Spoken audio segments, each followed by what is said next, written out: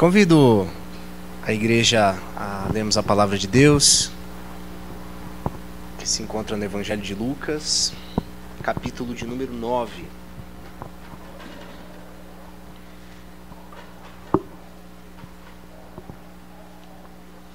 Lucas, capítulo 9, nós vamos ler dos versículos 57 ao 62.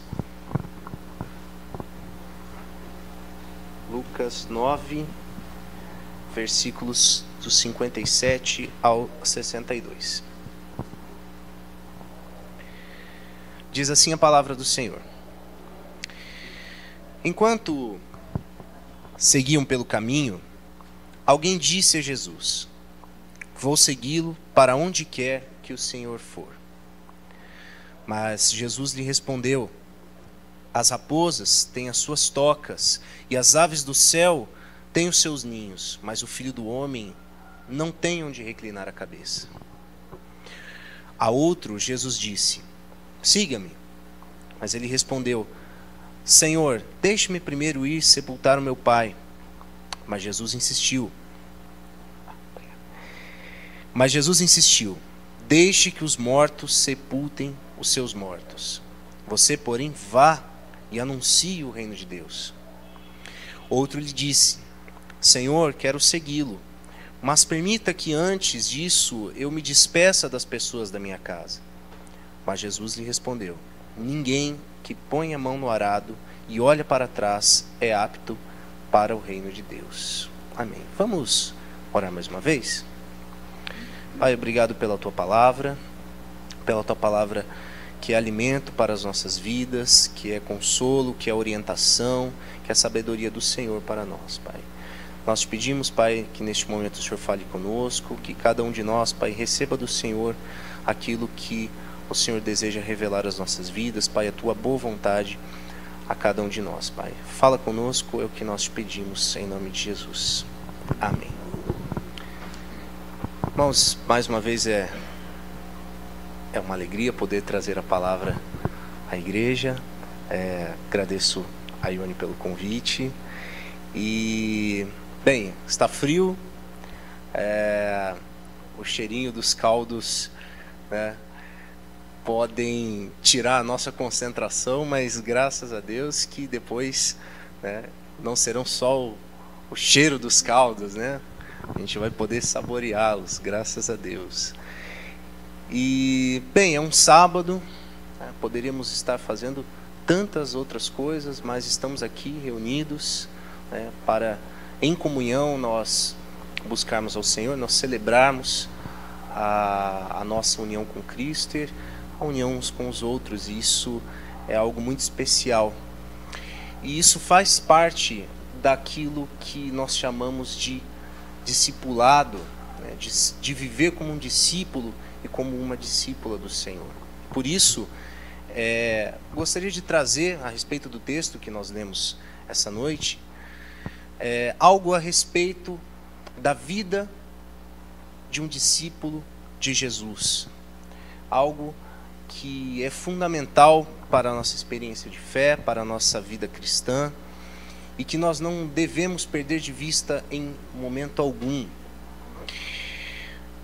A respeito do texto que nós lemos, ele nos fala de coisas muito preciosas, coisas muito importantes, principalmente o valor e a responsabilidade de alguém que deseja seguir os caminhos do Senhor, alguém que deseja em sua vida seguir os passos de Jesus e assim viver para dar testemunho, para pregar, proclamar com a sua vida, com as suas atitudes, com as suas ideias, aquilo que é da parte do Senhor. Nós podemos então definir a respeito do texto que nós lemos essa noite, que o chamado do Senhor para as nossas vidas possui três coisas muito importantes, três marcas muito importantes, que o Senhor deseja trazer às nossas vidas e que nós não podemos perder de vista em momento algum. Por isso, a mensagem que eu trago a nós essa noite tem como título: As Marcas do Chamado de Cristo. as 3 marcas do chamado de Cristo para as nossas vidas. Jesus, pregando em cidades, em vilarejos, de maneira incansável, era sempre rodeado por muita gente. Mas estar rodeado de muita gente não significa necessariamente estar rodeado de discípulos. Afinal de contas, muitas dessas pessoas que andavam em torno de Jesus eram pessoas muito curiosas a respeito dos milagres, a respeito da mensagem, daquilo que se fazia ouvir a respeito de Jesus durante aqueles tempos. Muitas pessoas, então, de fato, andavam com Jesus, mas isto não significa que andar com Jesus, acompanhar a multidão juntamente com Jesus, significava uma vida como discípulo de Cristo. Jesus, inclusive, das multidões já havia passado por diversas situações inclusive muito difíceis. Jesus já havia experimentado a raiva das pessoas, já havia experimentado a desconfiança, a desaprovação. Inclusive, ali no comecinho do Evangelho de Lucas, no capítulo 4, a população de Nazaré, depois de ouvir a pregação de Jesus, quase o joga de um penhasco. Ele tem que fugir para não sofrer ali algo muito grave. Então as multidões, ora acompanhavam Jesus e ora tinham atitudes adversas a respeito dele. Ser um discípulo do Mestre, naquele momento, significava aceitar também tudo aquilo de ruim que ele estava sujeito a passar. Ser um discípulo do Mestre significava aceitar também as suas aflições e as suas necessidades. Jesus chamava atenção para isso o tempo todo. Chamava atenção para o fato de que a pessoa que desejava segui-lo devia estar consciente das coisas boas e também das coisas ruins, que essa pessoa estaria sujeita às consequências de se assumir como discípulo de Jesus para as outras pessoas. Por isso mesmo, Jesus afirma que as raposas têm as suas tocas e as aves do céu têm os seus ninhos, mas o Filho do Homem não tem onde reclinar a cabeça. Ou seja, se alguém desejava ser discípulo, discípula de Jesus, buscando conforto, buscando confiança, buscando uma vida tranquila, Jesus já deixava isso bem claro. Coisas boas, andar na presença do Mestre, fazer a vontade de Deus, mas também correr perigos, ter de fugir de uma multidão furiosa, ser olhado com desconfiança, ser desprezado pelas pessoas, fazia parte então do pacote de se assumir como discípulo de Jesus. E a respeito do texto que nós lemos essa noite, a primeira marca do chamado de Cristo às nossas vidas que nós podemos trazer à nossa reflexão é a de que o chamado de Cristo para nós é incondicional. O chamado de Cristo para as nossas vidas é incondicional. No versículo 59 do nosso texto, um homem é chamado por Jesus para segui-lo. E no mesmo relato, narrado em Mateus 8:21, essa pessoa é identificada como um outro discípulo. O que seria esse outro discípulo? Esse homem era talvez um tipo de discípulo casual de Jesus. Alguém que gostava das suas ideias, gostava da sua pregação, era alguém que se admirava pelo seu poder e pela sua autoridade, mas que se contentava em segui-lo de longe. Não se envolvia muito. Fazia parte da multidão, acompanhava Jesus, mas sempre com aquele pé atrás. E a esse homem, Jesus dá uma ordem. Siga-me, siga-me. Uma ordem direta, uma ordem certeira. Mostrando que aquilo que esse homem estava vivendo, de fato não era aquilo que Jesus desejava para ele. Ser um discípulo de longe, caminhando junto à multidão, sem muito envolvimento, não era de fato aquilo que Jesus desejava. E por isso Jesus chama a sua atenção. Siga-me, ou seja, torne-se um discípulo verdadeiro. Esse homem pede que Jesus espere até que ele sepulte o seu pai. Uma justificativa bastante plausível, não é verdade? Parece bastante justo que Jesus pudesse esperar para que esse pai fosse sepultado. Afinal de contas, olhando a resposta que Jesus dá a esse homem, alguém desavisado, lendo esse texto, poderia dizer: poxa, mas o que Jesus tinha contra o pai desse rapaz, afinal de contas? Na verdade, cuidar do pai possui uma dimensão muito maior do que simplesmente aquilo que, numa leitura rápida do texto, nós podemos chegar. Cuidar do pai até a sua morte fazia parte das obrigações religiosas do povo judeu. No entanto, o pedido desse homem significava o mesmo que pedir a Jesus para esperar um tempo indeterminado para o discipulado, para se tornar um verdadeiro discípulo. Algo que poderia durar a vida toda.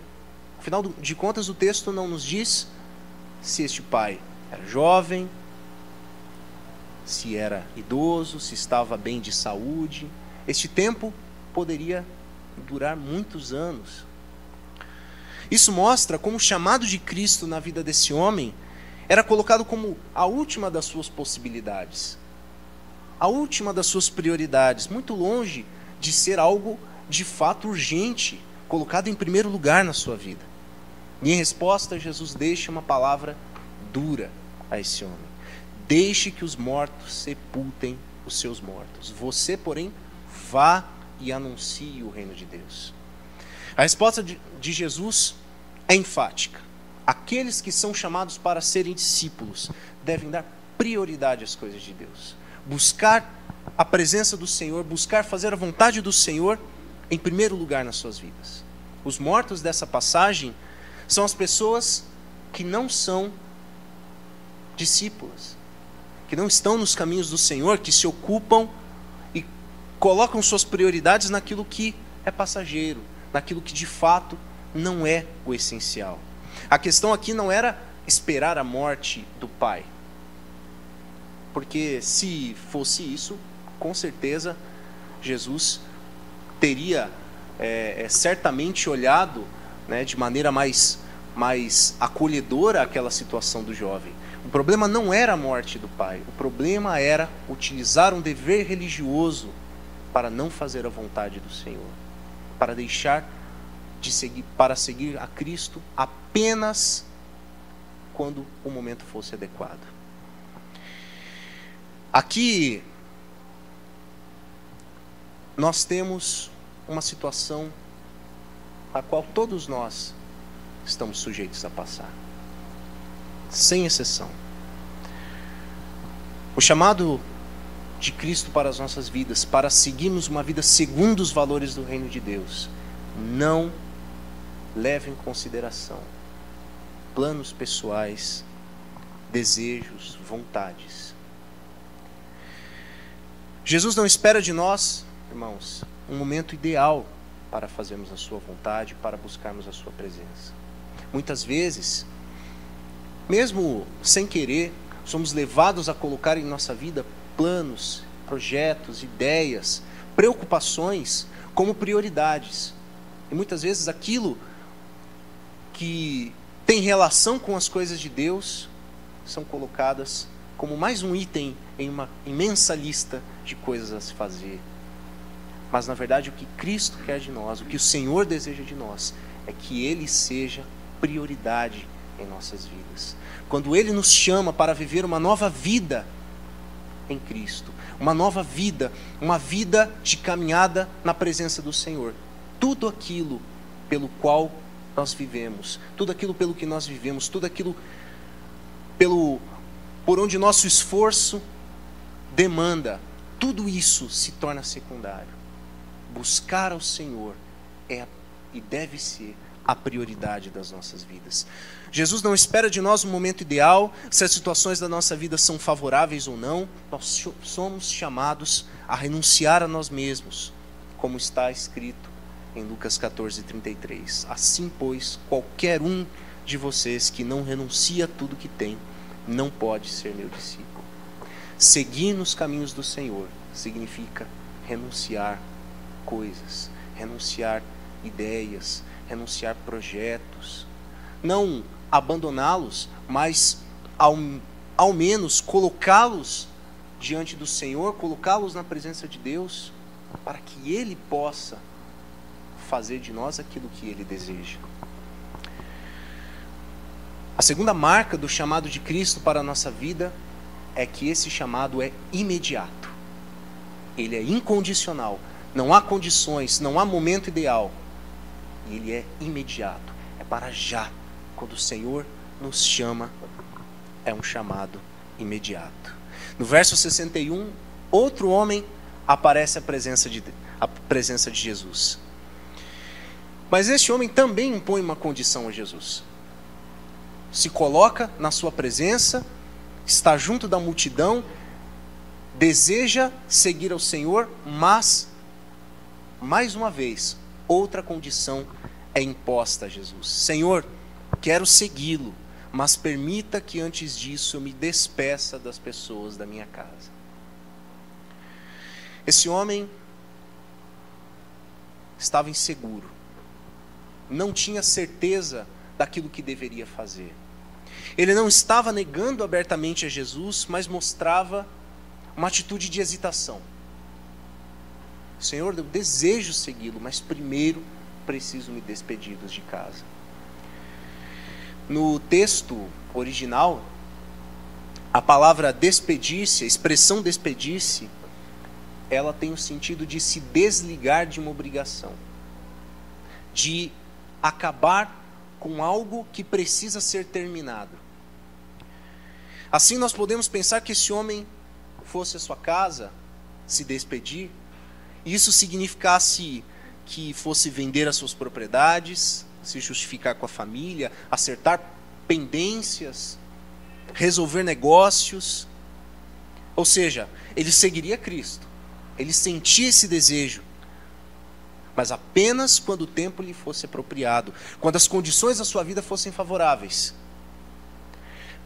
para então se tornar um discípulo sem a necessidade de renúncia, de abandonar aquilo que é valioso, de deixar para trás aquilo que ele acreditava que não deveria ser deixado.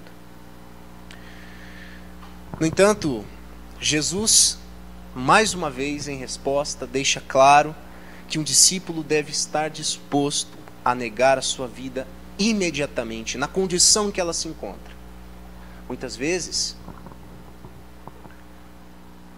passamos por momentos em que sabemos que o Senhor deseja de nós que abandonemos certas coisas, abandonemos certas situações, mudamos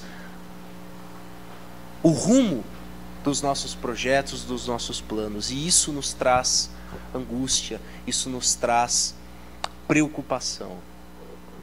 A renúncia que Jesus impõe a quem deseja ser o seu discípulo é imediata, pois nada dessa vida deve nos fazer vacilar. Ninguém que põe a mão no arado e olha para trás é apto para o reino de Deus, assim diz Jesus. O terceiro e último chamado, terceira e última marca do chamado de Cristo para as nossas vidas é que esse chamado é irreversível. Esse chamado não tem volta. Ele não vê condições, ele não vê tempo certo e ele não tem retorno. Irmãos, como nós podemos ser discípulos de verdade, discípulas de verdade, se as preocupações e reações desses homens diante de Jesus são coisas tão comuns e constantes na vida, inclusive, do povo de Deus? Nós estamos sujeitos a passar pelas preocupações e pelas angústias que esses homens passaram também. De que maneira nós nos tornamos discípulos verdadeiros de Cristo, então? Hoje em dia, nós vemos igrejas superlotadas, milhares de pessoas nas ruas, participando de eventos, de marchas para Jesus. O número de evangélicos no nosso país crescendo a cada ano, mas a pergunta que fica é: como vamos diferenciar aquele que é verdadeiro discípulo, aquele que entendeu e atendeu o chamado de Cristo na sua vida, da multidão que apenas se amontoa em torno de Jesus, em torno da palavra, em torno do seu poder, mas sem querer segui-lo de verdade. No final do texto, Jesus afirma que quem olha para trás ainda não está preparado. Ainda não está preparado para viver o reino de Deus. O verdadeiro discípulo é aquele que não vacila diante das dificuldades que se apresentam na sua frente. É aquele que pela fé suporta as mesmas aflições, as mesmas dificuldades pelas quais Cristo passou por amor a Ele. Jesus sempre falou em solidão e perseguição aos que decidiam segui-lo. Jesus não deixou nada escondido a respeito dos riscos e dos problemas, das renúncias de quem deveria ser seus discípulos. Mas junto a isso, há também uma promessa. A promessa de que aqueles que tomam esse caminho, de que decidem caminhar os caminhos do Senhor, são consolados pelo Espírito Santo e incentivados a continuar vivendo essa nova vida em Cristo. Essa é a esperança que nos move. Essa é a esperança que deve nos motivar. Essa é a esperança afirmada pelo apóstolo Paulo em 2 Coríntios 4, versos 17 e 18, quando diz que nossa leve e momentânea tribulação produz em nós eterno peso de glória acima de toda comparação, na medida em que não olhamos para as coisas que se veem, porque as coisas que se veem são temporais, mas as que não se veem são eternas. As multidões rodeavam Cristo, as multidões se acotovelavam procurando a presença de Jesus, e até mesmo as multidões de hoje que buscam uma religiosidade em Cristo, mas sem comprometimento, sem sacrifício, sem de fato viver segundo a vontade de Deus, que buscam apenas sinais e prodígios de Deus. Essas multidões não entenderam e não entendem o preço de ser um verdadeiro discípulo e discípula de Cristo. Para concluir, gostaria de terminar dizendo que o chamado de Cristo para as nossas vidas, o chamado de Cristo para seguirmos os seus passos é, acima de tudo, um chamado de esperança. Esperança de que o próprio Espírito Santo nos consola, nos motiva a caminhar e nos motiva a superar todas as dificuldades, todas as limitações que podem vir sobre a nossa vida, que podem vir para nos atrapalhar, para atormentar a nossa vida de fé, a nossa vida com o Senhor. Isso é o que o próprio Jesus nos afirma no Evangelho de Mateus, onde diz que o Pai Celeste sabe de tudo o que necessitamos, mas que buscando em primeiro lugar o reino de Deus e a sua justiça, todas as coisas nos seriam acrescentadas. Muitas vezes na nossa lista de preocupações, em nossa lista de prioridades, de projetos, de realizações, colocamos muitas coisas, mas sobre todas elas não pode deixar de estar a nossa vida com Deus. Nada em nossa vida, nada que planejamos, nada que construímos pode prosperar sem que busquemos o Senhor em primeiro lugar. Muitas vezes, os afazeres do dia a dia nos fazem justificar não buscar ao Senhor, não meditar na sua palavra, mas sem isso, nenhuma dessas outras coisas, nenhuma das nossas ocupações do dia a dia poderão ter êxito, poderão prosperar, poderão se desenvolver. Estar na presença do Senhor, estar na presença do Senhor em quaisquer condições é a nossa prioridade, deve ser a nossa prioridade. Esperança de que os nossos problemas, nossas aflições, os obstáculos da vida, enfim, a nossa causa é tomada e cuidada por Deus, enquanto o nosso foco é fazer a sua vontade, é buscar a sua presença.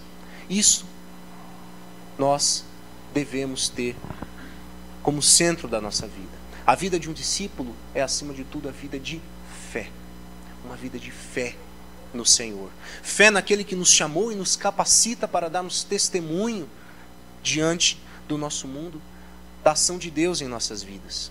Testemunho para que o mundo veja que nós somos um povo que supera nossas dificuldades e que caminha segundo a vontade de Deus, segundo os passos de Jesus, na esperança de que Ele é quem entra com providência em nossas vidas. Enquanto nós cumprimos a sua vontade, buscamos a sua presença, buscamos aquilo que deve ser o centro das nossas vidas. E assim, eu gostaria de encerrar com uma frase que eu acredito que resume bem essa ideia e essa esperança de viver como um discípulo e uma discípula de Cristo. Uma frase proferida pelo reformador João Calvino, que diz o seguinte: entregar-nos e dependendo somente do Senhor, poderemos preservar vitoriosamente até o fim.